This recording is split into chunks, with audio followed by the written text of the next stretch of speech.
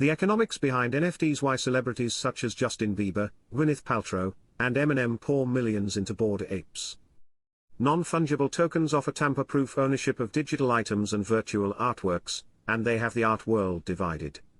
Some decry them as a passing trend with inflated value, while others are too busy making money from them to have much to say. Mention NFTs and people get all defensive.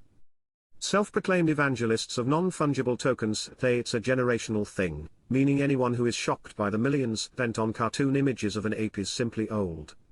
Skeptics of NFTs are devastatingly dismissive too. When they say how can this possibly be art? What they really mean is that the collectors of Bored Apes, CryptoPunks and other digital images sold in cryptocurrencies have warped values, make crass speculative bets, and, worst of all, have terrible taste.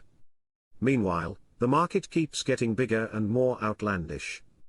In the past month alone, Hong Kong has seen NFT launches by a Feng Shui master, a DJ, a Bored Ape-derived fantasy football club, and a virtual human who will make a work of art. Meanwhile, Hong Kong celebrities are joining the likes of Snoop Dogg and Paris Hilton in setting up their own universes in the metaverse virtual worlds where their fans can buy NFTs of virtual concert tickets, virtual outfits, and virtually everything else. The bears became more convinced that NFTs will go the way of tulips in the 17th century and South Sea Company stock in the 18th century when cryptocurrencies suffered a spectacular crash recently. Ethereum, the cryptocurrency favored by NFT creators, lost half its value against the US dollar between November and January. The names of the NFTs seem to invite ridicule. Are collectors zombies who ape the actions of others out of sheer pandemic-induced boredom? Yet values of the most expensive NFTs in dollar terms have held up. So if one Bored Ape was sold for 40 ETH, 128,000 US dollars, 3 months ago, it's probably going for at least 80 ETH today to make up for the loss in value of Ethereum's. It is difficult to see what the real trends are behind the frenzied launches, the impenetrable slang and jargon, and the cult-like tendencies of NFT evangelists who exhibit the same marketing zeal as purveyors of old-fashioned pyramid schemes.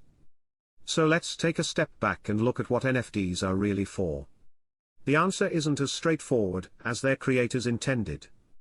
Back in 2014, an artist called Kevin McCoy and a technology consultant called Anil Dash came up with the idea of using blockchain technology which powers Bitcoin and other cryptocurrencies to verify and record the ownership of digital artworks. This promises tamper-proof immutability, a smart contract executed by a decentralized computer network that is permanent, transparent, and comes with a full transaction history. These days, Dash is one of the most vocal critics of what NFTs have become. Mainstream brands have taken over the space, as they see their own opportunity to capitalize on the hype. In short, artists have been pushed to one side, while the cryptocurrency world remains a hermetically sealed economy that exists only to be traded. But rather than just accept that NFTs have been irrevocably ruined by money and greed, University of Chicago economist Canis Prendergast, keeper of the art collection at the Booth School of Business, suggests a middle ground. He points out that blockchain and NFTs are very useful when you cannot rely on the provider of a good to act in an appropriate way. That is why you rarely see established artists who are represented by a gallery issuing NFTs you don't need to. When a gallery sells you a photograph and the gallery owner tells you the edition only has 6 copies, you can believe it because the gallery's reputation is at stake. NFTs work well when you don't have that assurance, he says.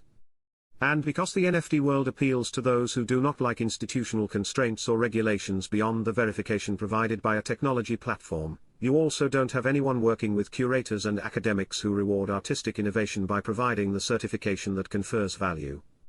That's why there is so much spamming going on in the NFT space. Blockchain allows trading without an intermediary, and spamming is a trade-off, he observes. One shouldn't tar different kinds of NFT art with the same brush, though, Prendergast adds.